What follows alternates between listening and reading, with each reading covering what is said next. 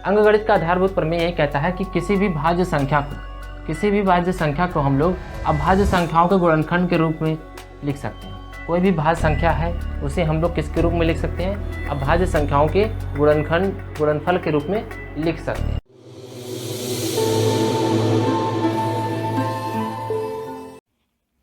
Hello everyone, हम लोग class 10th के मैथ का चैप्टर नंबर 1 वास्तविक संख्याएं, जिसे इंग्लिश में रियल नंबर बोलते हैं, उसके बारे में पढ़ रहे थे। पिछले वीडियो में हम लोगों ने गुणनखंड के बारे में पढ़ा था। गुणनखंड क्या होता है, किसे कहते हैं, कैसे निकालते हैं उसका, किसी भी संख्या का गुणनखंड, उसके बारे में हमने पढ़ा था। और साथ साथ उसके बाद हमने अभाज्य गुणनखंड के बारे में पढ़ा था। अब इस वीडियो में हम लोग अंकगणित की आधारभूत प्रमेय के बारे में पढ़ेंगे। तो अंकगणित का आधारभूत प्रमेय क्या है उसको जान लेते हैं। पहले अंकगणित का आधारभूत प्रमेय यही कहता है कि किसी भी भाज्य संख्या को हम लोग अभाज्य संख्याओं के गुणनखंड के रूप में लिख सकते हैं। कोई भी भाज्य संख्या है उसे हम लोग किसके रूप में लिख सकते हैं? अभाज्य संख्याओं के गुणनफल के रूप में लिख सकते हैं। जैसे देखिए, कोई एक अभाज्य संख्या है 4, कोई एक भाज्य संख्या है 4। अब इस 4 को देखिए, ये जो 4 है वो क्या है? एक भाज्य संख्या है। कौन सी संख्या है? एक भाज्य संख्या। भाज्य संख्या कौन सी संख्या होती है? भाज्य संख्या एक ऐसी संख्या होती है जो 1 से कटता है, खुद से कटेगा और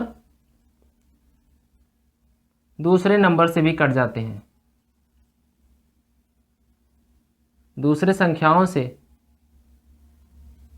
है ना, दूसरे संख्याओं से भी कट जाते हैं, उन्हें हम लोग भाज्य संख्याएं कहते थे। अगर आप लोगों ने पिछला वीडियो देखा होगा तो उसमें आप लोगों को ये चीज़ें समझ में आ गई होंगी कि भाज्य संख्या किसे कहते हैं। भाज्य संख्या जो खुद से कटता है, 1 से कटता है और दूसरे संख्याओं से भी कटता है, उसे हम लोग भाज्य संख्या कहते हैं। तो 4 देखिए क्या होगा, 1 से तो कटेगा, उसके साथ साथ 2 से भी कट जाता है और 4 से कटता है। तो यहाँ पर ये एक भाज्य संख्या है। अब इस भाज्य संख्याओं को हम लोग अभाज्य संख्याओं के गुणनफल के रूप में लिख सकते हैं। अब अभाज्य संख्या गुणनफल के रूप में कैसे?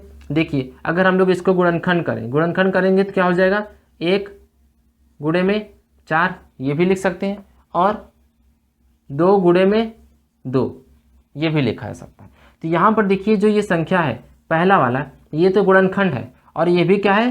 गुणनखंड है। अगर आपने पिछला वीडियो देखा होगा तो आपको पता होगा कि भाज्य गुणनखंड क्या होता है और अभाज्य गुणनखंड में अंतर क्या है। तो ये जो पहला है उसको बोलते हैं गुणनखंड।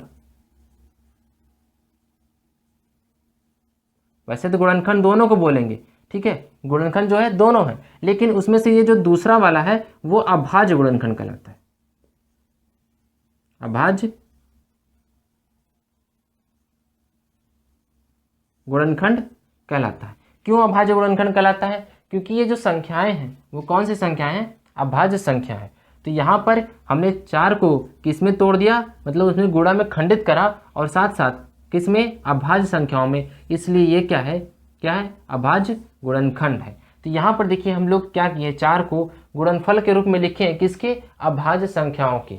यही अंकगणित का आधारभूत प्रमेय है। आधारभूत प्रमेय क्या है? अंकगणित का भाज्य संख्या है, उसको हम लोग अभाज्य संख्याओं के गुणनफल के रूप में लिख सकते हैं। हाँ देखो, 4 है, 4 कौन सी संख्या है? भाज्य संख्या है, और हमने क्या लिखा? अभाज्य संख्याओं के गुणनफल के रूप में लिख दिया। यही है हमारा अंकगणित का आधारभूत प्रमेय। अब कुछ दूसरे से बड़े संख्याएं ऐसे लेते हैं जिनका हम लोग क्या करेंगे?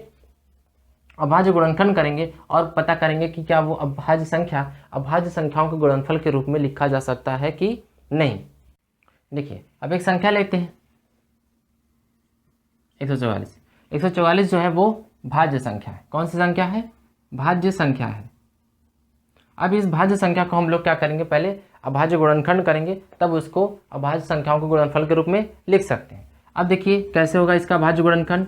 हम लोग सबसे पहले इसको 2 से काटेंगे। 2 से क्यों? क्योंकि ये लास्ट में क्या लिखा है? 4। 4 जो है 2 से कट जाएगा, इसलिए इसको हम लोग 2 से भाग करेंगे। अब 2 से भाग करेंगे तो 2 सते 14 और 2 दूनी 4 हो गया। फिर ये देखिए लास्ट में 2, इसका मतलब ये 2 से फिर कट जाएगा। फिर 2 से काटेंगे, कितना आएगा? 2 तिहाई 6 और 2 छक 12, 36 आ गया। फिर 2 से भाग करेंगे तो कितनी बार में जाएगा? 18 बार में जाएगा। फिर 2 से भाग करेंगे तो कितनी बार में जाएगा? 9 बार में जाएगा। उसके बाद ये जो है 2 से नहीं कटेगा, किससे कटेगा? 3 से। 3 से काटेंगे तो 3 एकम 3 त्रिका 9 और फिर 3 से काट देंगे इसको तो कितना आ जाएगा? 1 आ जाएगा। तो यहाँ पर 144 का भाज्य गुणनखंड जो होगा यही है 2 2 2 2 3 3। अब इसी को हम लोग क्या करेंगे, लिख लेंगे किसमें, अभाज्य संख्याओं के गुणनफल के रूप में। देखिए 2 गुणे में कितनी बार लिखना है, 4 बार। 2 कितनी बार आया, 1 2 3 4। फिर उसके बाद 3 गुणे में 3। यही क्या है हमारा अंकगणित का आधारभूत प्रमेय। देखिए हमने क्या किया, भाज्य संख्या को अभाज्य संख्याओं के गुणनफल के रूप में लिख लिया। यही हमारा अंकगणित का आधारभूत नियम है। ये चीज़ को हम लोगों ने अभाज्य गुणनखंड जब पढ़ रहे थे तभी इसके बारे में हम लोगों ने पढ़ लिया था। वही है, लगभग वही चीज़ें हैं, बस बाद में उसको क्या कर दिया गया, एक प्रमेय के रूप में दे दिया गया कि भाज्य संख्या जो होती है वो अभाज्य संख्याओं के गुणनफल के रूप में होती हैं। ठीक है, तो ये था हमारा वीडियो अभाज्य संख्याओं के आधारभूत प्रमेय के बारे में।